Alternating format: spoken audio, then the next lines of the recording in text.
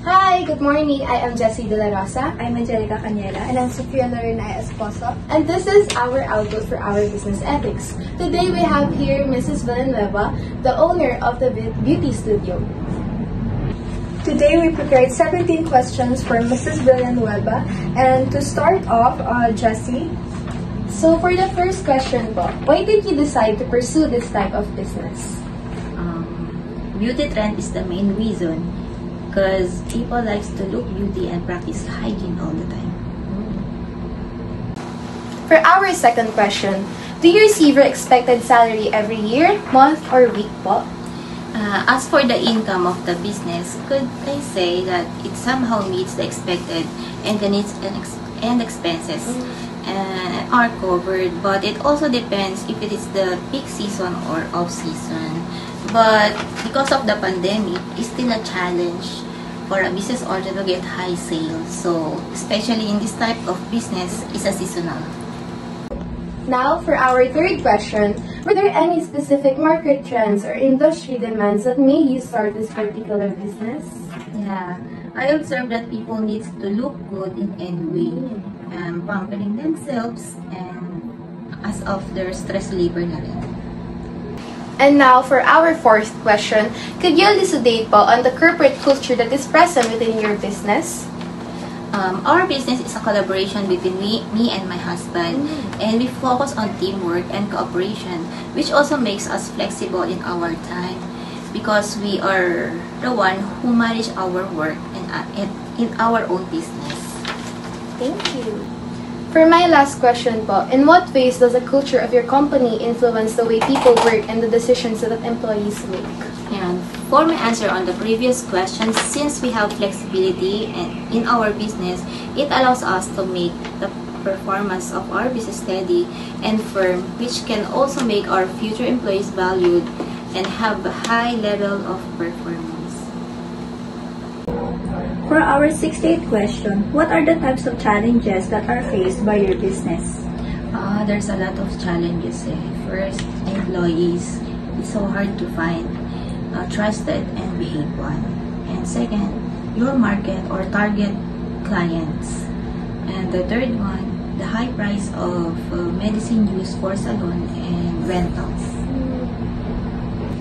For the 78th question, what internal learning and self-development opportunities do you offer for your staff members? Number one is yung training and continuous learning to update their the new techniques and upgrade their knowledge if possible all the time. For our 80th question, do you believe that professionalism is a must for employment? Being professional on your business and having its elements like integrity, responsibility, and dedication is one of the keys of successful business. Not just the owner itself, but also the employees, because it also has an effect to the customer when you handle your business or some situation professionally. So I believe that professionalism is very important when it comes to handling your business. Have you ever seen someone act unethically or unprofessionally at work? Yes, some of our employees before because for being late and absent. So if that's the case, how was it resolved? We decided to on-call or by appointment basis so we can handle our own time. Do you have any certain rules and regulations that your employees must follow? As of now, there are no restrictions as long as they are consistent and doing their job well. So for my last question, in this example scenario, offering a client a worse product for your own profit, what can you say about it or from your perspective? Do you think it is ethical a decision to make? What would you do about it? Well, I could say that in a business, there are many businesses that do that for their own good and not thinking how it would affect their customer, which is really not ethical because if you really want your business to be successful, one is that you must have a good feedback from your customers, because other people will see that, and they will tend to try your services too. So you also need to be honest to your customer and not just think of your own profit, because that's why you started a business, because you would like to be paid for your own service to others. So, How do you handle your mistakes at work? whenever mistakes happen, I'll take ownership to keep things in perspective. The best way of handling our mistake is to accept it and to admit it. There's a saying that learn from our mistakes. Should see our mistake as our learning process. How do you practice decision making as an ethical leader? In making decisions, firstly, I consider the concern and consider the impact of when I chose this or that. Also, when making ethical decisions, it shows how responsible you are in making decisions, and also having fairness, and also makes a good leader. How can leaders ensure that the moral standards and fundamental values of the business are allowed in all of their decisions? Having a strong business ethic makes it good business, because clients more likely choose the businesses that can showcase and behave ethically. It's important so that we could provide a quality service and it could positively impact the business.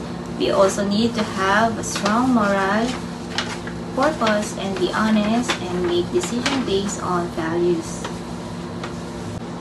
Are you accountable if ever there are some incidents within the establishment of your business, or obligated if it injured a person? Well, first of all, we need to maintain a safe environment to avoid incident to happen.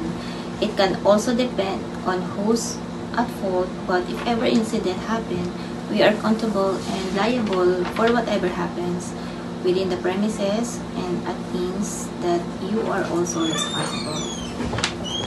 How do you promote your business? There are few beauty salons in our area, but we also have a loyal customers, so with them, they recommend our salon to some of their friends.